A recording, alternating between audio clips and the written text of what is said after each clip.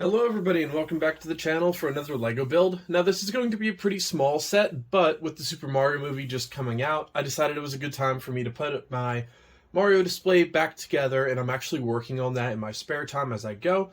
It is pretty cool. I do have Bowser's Castle, the Haunted Forest, Luigi's Mansion, and a lot of other stuff, so I do want to start bringing a little bit more of the Mario Legos as well to the channel. This will be my first set actually built on here. Now, this set, I don't expect it to be anything too special.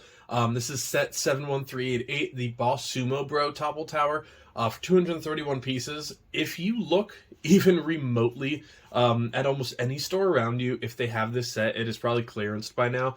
And that is actually why I'm building this. It came down to, I believe, $10 or $11 on Amazon and at my local Barnes & Nobles. And I figured, you know what, for 10 bucks, it's definitely going to be worth it. You obviously do have a little bit of a boss. You do have, I believe it's like the crowbar. I'm not a huge Super Mario fan. I've played some of the games. I've seen the movie. And I like Mario Kart, of course, but I haven't played every single Mario game. So I'm not an absolute expert, but I do really enjoy the Legos. Now, if you're looking at getting started with the Legos or the Super Mario Legos in specific, that's actually why I brought Mario here. These are electronic sets. So in order to make any of these work, you do need, power him on. You will need actually Mario. Oh, he's registered.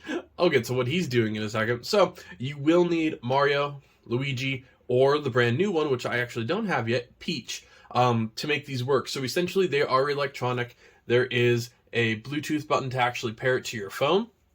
And then there is the power button, obviously, speaker up here. You can hear the little noises. So they do register colors, which is pretty cool. So in my hand, he registers as a brick. For some reason, on the top of my finger, he registers as fire. And then I also just put Yoshi here for a little bit, too. He registers that as desert. They come with little, like, barcodes almost on the back of it. And that'll actually register. You can load all of these onto your phone and make your own little Super Mario game. I actually did do that for my first initial 10 sets. You also get credit for your purchases on Lego.com if you register the Mario games with the Mario app, which is really, really cool, as long as all of your accounts are synced up there. So that's a good way to actually earn points for these sets bought elsewhere.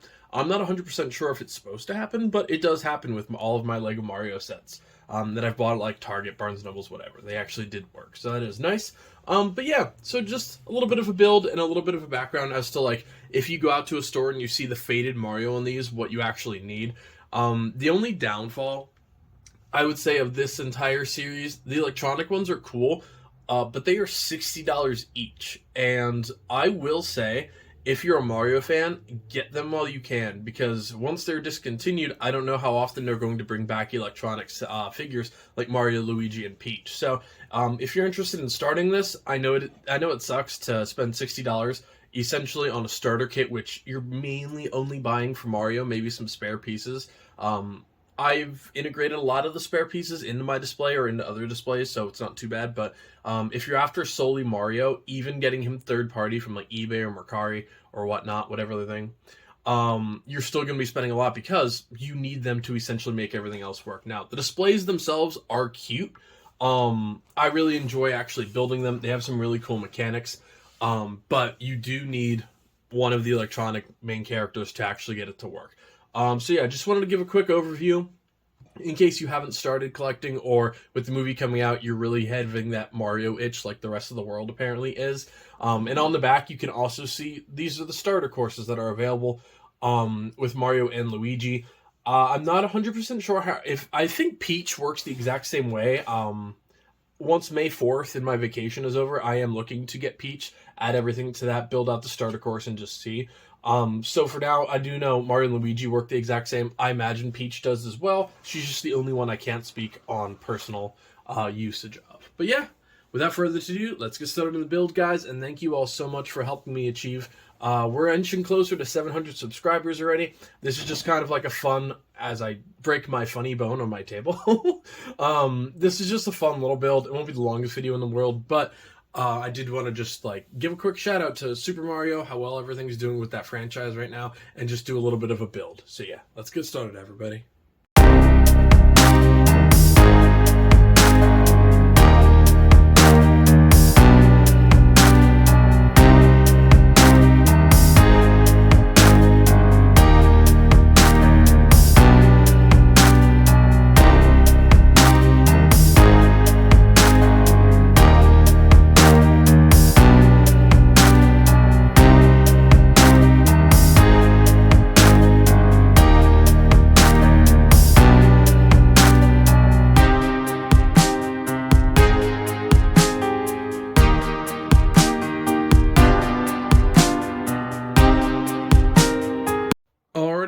here's the final build. Like I said, it is a small set, just over 200 pieces, so don't expect a very long build or video.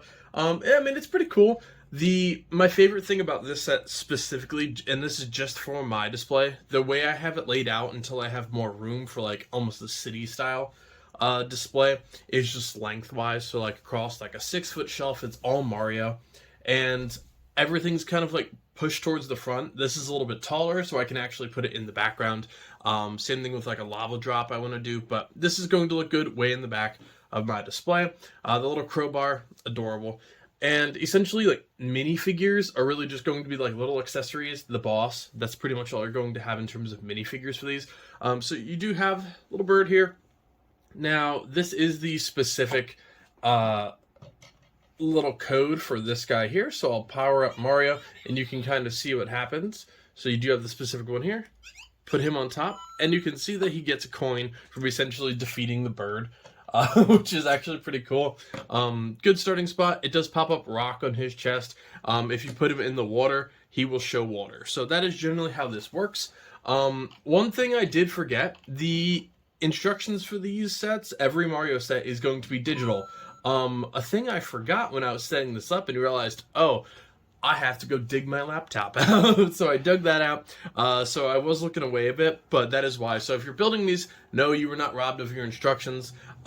They just aren't included in these sets. All you really get is this booklet here, which just shows you how to actually register your set, and some advertisements, some things on how to build and stuff like that. Another thing, when you're actually done, you're going to be having a lot of pieces left over. A lot. Retrospectively compared to other sets, like all of these longer, like 2x8, 2x12 pieces. Same thing with some of these smaller elevated base plates. It's a custom thing. Like, I built this essentially relatively close to just what it said in the instructions, just for review's sake. But at the end of the day, it is made for you to just build whatever. So like this right here is really the only specific thing. And then maybe like the water base and a rock base over here. That's really it. Everything else, like, this will not look the same. Immediately when I'm done here, I will take everything apart, and this is probably the only thing I'm using. Mario will go back to the starting line, and I'll add the little crowbar somewhere in my display. Maybe the little bit of the water patch, or just have him flying, something like that. Now, for the actual boss up here, I did change how he sits there, just to make him a little bit more secure. It's actually kind of cute. You do have the actual, like, a little bit harder to do than I thought it would be. There we go. Overall, pretty cool build. Then you do have his specific one as well.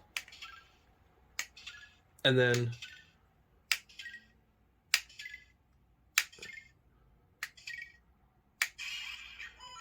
so essentially, the more times you actually hit the boss, it will register as like digital damage to the actual boss itself. And then at the very end, you get a coin. Mario can be defeated as well. And then right behind him, you do have a little power-up brick.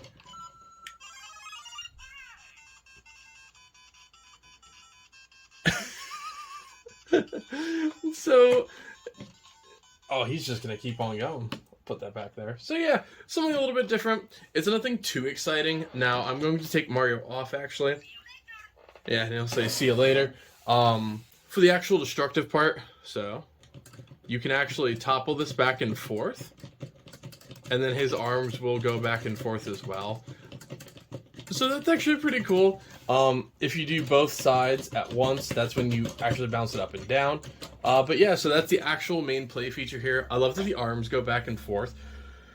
I know it's not the most exciting set in the world, but especially now that it's going on clearance, I would grab it.